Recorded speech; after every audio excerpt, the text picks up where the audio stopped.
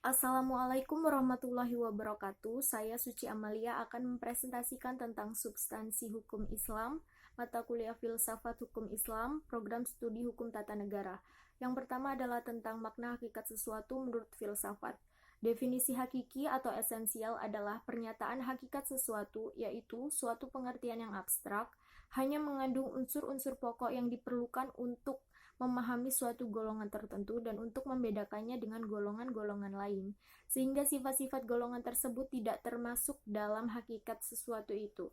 Hakikat sendiri diartikan sebagai inti dari sesuatu yang meskipun sifat-sifat yang melekat padanya dapat berubah-ubah, namun inti tersebut tetap lestari. Definisi yang disebut dalam ilmu mantik, logika sebagai jami, memuat dan mani, menolak, adalah definisi yang paling penting dalam ilmu pengetahuan dan filsafat. Definisi itu tersusun dari jenis yang terdekat, genus proximum, ialah yang menyatakan hanya sebagian dari hakikat sesuatu.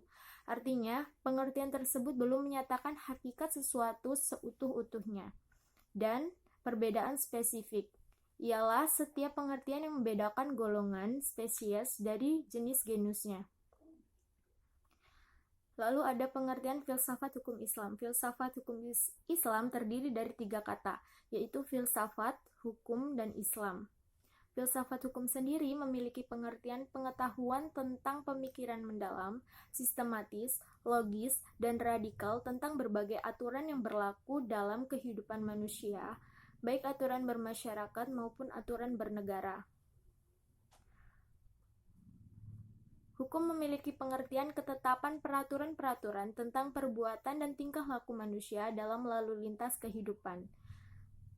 Filsafat hukum Islam adalah suatu kajian filosofis tentang hakikat hukum Islam, sumber asal-muasal hukum Islam dan prinsip penetapannya, serta manfaat hukum Islam bagi kehidupan masyarakat yang melaksanakannya. Filsafat hukum Islam adalah setiap kaidah, asas, aturan-aturan pengendalian masyarakat pemeluk agama Islam. Kaidah-kaidah tersebut dapat berupa Al-Quran, hadis, pendapat sahabat dan tabi'in, ijma ulama, fatwa lembaga keagamaan. Lalu ada faktor yang menjadi ciri filsafat hukum Islam. Itu ada 5. Yang pertama adalah wacana dan argumentasi. Yang kedua ada segala hal dan sekalian alam, lalu sistematis, radikal, dan hakikat. Wacana dan argumentasi menandakan bahwa filsafat memiliki kegiatan berupa pembicaraan yang mengandalkan pada pemikiran, rasio, dan tanpa adanya verifikasi uji empiris. Kebenaran filosofis tidak memerlukan pembuktian-pembuktian dan tidak perlu didasari bukti kebenaran, baik melalui eksperimentasi maupun pencarian data lapangan. Yang kedua, segala hal dan sekalian alam. Artinya, semua materi pembicaraan filsafat adalah segala hal, menyangkut keseluruhan yang bersifat universal. Tidak ada yang tidak tersentuh oleh pembicaraan filsafat. Ada atau tidaknya permasalahannya, filsafat merupakan bagian dari perbincangan. Hal itulah yang membedakan antara filsafat dan ilmu pengetahuan yang membicarakan lingkup tertentu. Semua yang dikaji oleh ilmu pengetahuan akan dijama oleh filsafat, karena inilah universalisme filsafat. Yang ketiga adalah sistematis. Artinya, perbincangan mengenai segala sesuatu dilakukan secara teratur, mengikuti sistem yang berlaku sehingga tahapan-tahapannya mudah diikuti. Dengan demikian, perbincangan tersebut tepat atau tidak dapat diikuti dan dikaji oleh orang lain, meskipun pada akhirnya hanya ada satu pengertian mengenai sesuatu yang dimaksud. Yang keempat ada radikal. Radikal artinya berpikir sampai ke akar-akarnya, sampai pada konsekuensinya yang terakhir. Perbedaannya dengan ilmu pengetahuan adalah adanya asumsi sebagai titik tolak yang disebut sebagai keyakinan filsafati, philosophical belief. Yang kelima adalah hakikat, merupakan istilah yang menjadi ciri khas filsafat. Hakikat adalah pemahaman atau hal yang paling mendasar. Jadi filsafat tidak hanya berbicara tentang wujud atau materi sebagaimana ilmu pengetahuan, tetapi berbicara makna yang hakikat terdapat di belakangnya. Dalam filsafat, hakikat tersebut sebagai akibat dari berpikir secara radikal. Berdasarkan 5 ciri filosofis tersebut, dapat diambil pemahaman bahwa filsafat merupakan kebebasan berpikir manusia terhadap segala sesuatu tanpa batas, dengan mengacu pada hukum keraguan atas segala hal, bahwa sekalian alam dan segala hal dapat dilihat dari berbagai hal sudut melalui kontemplasi, pemikiran yang sistematis, logis, dan juga radikal.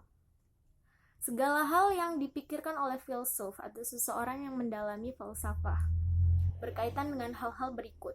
Berhubungan dengan sesuatu yang bersifat metafisik yang tidak dapat dilihat. Metafisik sendiri adalah cabang dari filsafat yang berkaitan dengan proses analitis atas hakikat fundamental mengenai keberadaan dan realitas yang menyertainya.